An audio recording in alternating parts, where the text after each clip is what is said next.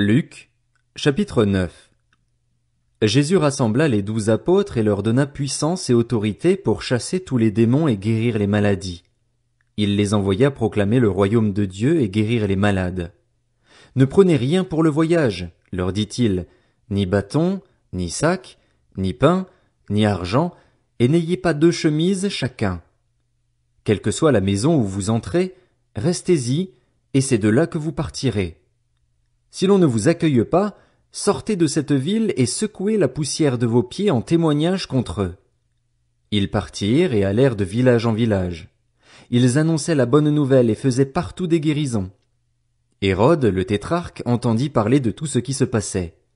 Il ne savait que penser, car les uns disaient que Jean était ressuscité, d'autres qu'Élie était apparu et d'autres qu'un des prophètes d'autrefois était ressuscité. Mais Hérode disait: J'ai fait décapiter Jean. Qui donc est cet homme à propos duquel j'entends dire de telles choses? Et il cherchait à le voir. À leur retour, les apôtres racontèrent à Jésus tout ce qu'ils avaient fait. Il les prit avec lui et se retira à l'écart, du côté d'une ville appelée Bethsaïda. Mais les gens l'apprirent et le suivirent. Jésus les accueillit. Il leur parlait du royaume de Dieu et il guérissait ceux qui en avaient besoin. Comme le jour commençait à baisser, les 12 s'approchèrent et lui dirent: Renvoie la foule, afin qu'elle aille dans les villages et dans les campagnes des environs pour se loger et pour trouver de quoi manger, car nous sommes ici dans un endroit désert. Mais Jésus leur dit: Donnez-leur vous-même à manger. Ils répondirent: Nous n'avons pas plus de 5 pains et 2 poissons, à moins d'aller nous-mêmes acheter des vivres pour tout ce peuple. En effet, il y avait environ 5000 hommes. Jésus dit à ses disciples: Faites-les asseoir par groupe de 50. C'est ce qu'ils firent, et tout le monde s'assit. Jésus prit les 5 pains et les 2 poissons, leva les yeux vers le ciel et les bénit. Puis il les rompit et les donna aux disciples afin qu'ils les distribuent à la foule. Tous mangèrent et furent rassasiés, et l'on emporta 12 paniers pleins des morceaux qui restaient. Un jour, Jésus priait à l'écart et ses disciples étaient avec lui. Il leur posa cette question: Qui suis-je, d'après les foules? Ils répondirent: D'après les uns, Jean-Baptiste; d'après certains, Élie; d'après d'autres, un des prophètes d'autrefois qui est ressuscité. Et d'après vous, qui suis-je? Leur demanda-t-il. Pierre répondit: Le Messie de Dieu. Jésus leur recommanda sévèrement de ne le dire à personne.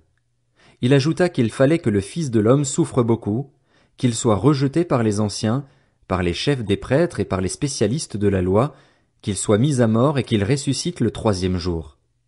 Puis il dit à tous: Si quelqu'un veut être mon disciple, qu'il renonce à lui-même, qu'il se charge chaque jour de sa croix et qu'il me suive, car celui qui voudra sauver sa vie la perdra, mais celui qui la perdra à cause de moi la sauvera.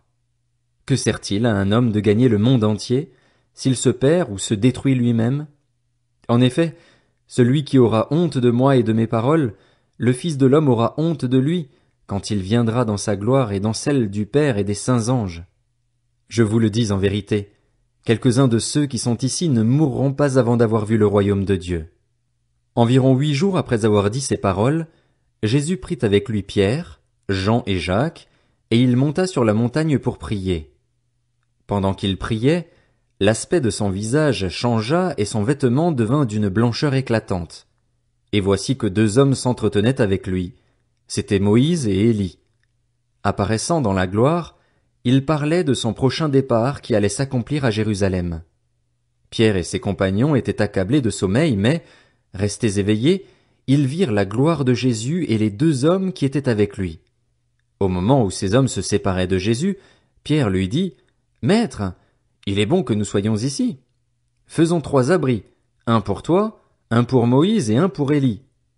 Ils ne savaient pas ce qu'ils disaient. Ils parlaient encore quand une nuée vint les couvrir. Les disciples furent saisis de frayeur en les voyant disparaître dans la nuée. Et de la nuée sortit une voix qui dit: Celui-ci est mon fils bien-aimé, écoutez-le. Quand la voix se fit entendre, Jésus se retrouva seul. Les disciples gardèrent le silence et, à cette époque-là, ils ne racontèrent rien à personne de ce qu'ils avaient vu. Le lendemain, lorsqu'ils furent descendus de la montagne, une grande foule vint à la rencontre de Jésus. Alors, du milieu de la foule, un homme s'écria, « Maître, je t'en prie, jette les regards sur mon fils, car c'est mon fils unique. Un esprit s'empare de lui et tout à coup il pousse des cris. L'esprit le secoue violemment, le fait écumer et le quitte à grand-peine, après l'avoir tout brisé. J'ai prié tes disciples de le chasser et ils n'ont pas pu. » Génération incrédule et perverse, répondit Jésus, jusqu'à quand serai-je avec vous et devrais-je vous supporter? Amène ton fils ici.